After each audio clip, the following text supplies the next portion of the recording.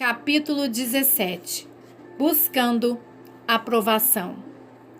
Acaso busco eu agora a aprovação dos homens ou a de Deus? Ou estou tentando agradar a homens? Se eu ainda estivesse procurando agradar a homens, não seria servo de Cristo. Gálatas capítulo 1, versículo 10. Sem uma consciência viva da minha identidade essencial como filho de Abba, é relativamente fácil ficar escravizado à aprovação e à desaprovação das pessoas. Brennan Manning. Anthony de Mello escreveu com toda a franqueza em O Caminho do Amor. Examine sua vida e veja como encheu o vazio dela com pessoas. Por conseguinte, estas exercem um total controle sobre você. Veja como elas controlam seu comportamento com a aprovação ou a desaprovação que lhe esboçam. Elas detêm o poder de mitigar sua solidão com a companhia que oferecem, de catapultar seu moral com um elogio que lhes estendem, de abatê-lo até as profundezas com crítica e rejeição. Observe como você gasta quase cada momento do dia aplacando e agradando as pessoas, sejam elas vivas ou mortas. No Evangelho de João, os judeus são apresentados como incapazes de crer porque aceitam a aprovação uns dos outros. João capítulo 5, versículo 44. Parece haver uma incompatibilidade radical entre respeito humano e fé autêntica em Cristo. Os afagos ou o desprezo de nossos semelhantes tornam-se mais importantes que a aprovação de Jesus. As opiniões dos outros exercem uma pressão sutil, mas controladora sobre as palavras que profiro e as que reservo. A tirania de meus semelhantes controla as decisões que tomo e as que me recuso a tomar. Tenho medo do que os outros possam dizer. Peter G. Van Bremen identificou o seguinte medo.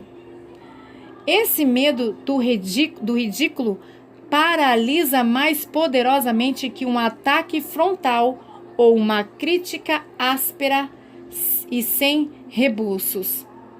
Quanto bem deixamos de praticar por causa do nosso medo e da opinião dos outros.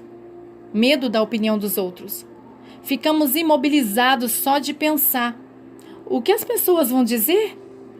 A ironia de tudo isso é que as opiniões que mais tememos não são as de pessoas que de fato respeitamos, mas, ainda sem nossa consideração, essas pessoas influenciam nossa vida mais do que somos capazes de admitir. Esse medo enervante de nossos semelhantes pode criar uma mediocridade pavorosa. Quando livremente consentimos com o mistério de nossa condição de amados e aceitamos nossa identidade essencial como filhos de Abba, lentamente nos tornamos independentes dos relacionamentos controladores. Tornamo-nos voltados para o interior e não mais determinamos pelo exterior. As centelhas fugidas de prazer, ou melhor, as centelhas fugidias de prazer ou dor causadas pela afirmação ou pela privação das pessoas nunca desaparecerão inteiramente, mas diminuirá seu poder de induzir a autotraição. Possuir o meu eu singular no mundo cheio de vozes contrárias ao Evangelho requer enorme esforço. Nesta era de muita conversa religiosa vazia e estudos bíblicos em profusão, de vã curiosidade intelectual e de declarações pretensiosas de importância, a inteligência sem coragem está fadada à bancarrota. A verdade da fé tem pouco valor quando não é também a vida do coração.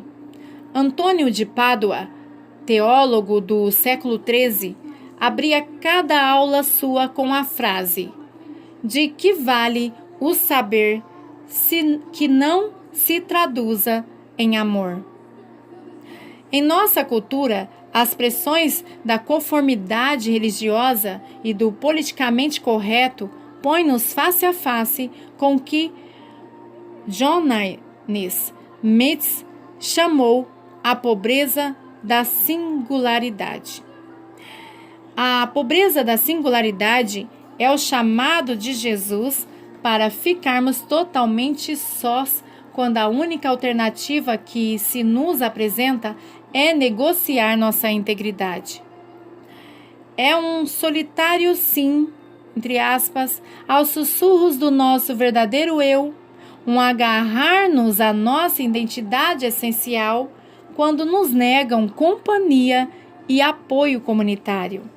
É uma determinação corajosa de tomar decisões não populares que expressem a verdade de quem somos, não de quem pensamos que devemos ser e nem de quem outra pessoa quer que sejamos. É confiar o bastante em Jesus para cometer erros e crer o suficiente para saber que sua vida ainda pulsará dentro de nós. É o render-se visceral, espontâneo de nosso verdadeiro eu, à pobreza de nossa própria personalidade misteriosa e singular. Em nome da prudência, o impostor horrorizado nos levaria a trair nossa identidade, nossa missão, qualquer que fosse ela. Permanecer ao lado de um amigo nas fortes tempestades da vida, solidariedade para com o oprimido à custa de zombaria, recusa de ficar calado em face da injustiça, lealdade inabalável a um cônjuge ou qualquer chamado para um plantão solitário numa noite fria. Outras vozes esbravejam. Não questione nem se oponha ao sistema. Diga o que todos os outros estão dizendo e faça o que estão fazendo.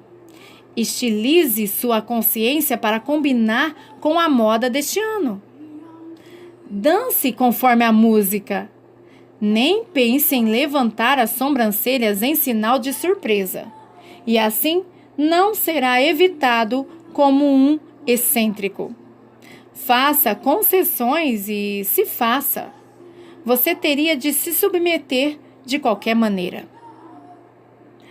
Qualquer pessoa que alguma vez se tenha posicionado pela verdade da dignidade humana, não importa quanto tenha sido violada e que depois de se manifestar, viu recuarem os amigos que antes lhe davam todo o apoio ou até mesmo se oporem a ela por sua ousadia, sente a solidão da pobreza da singularidade.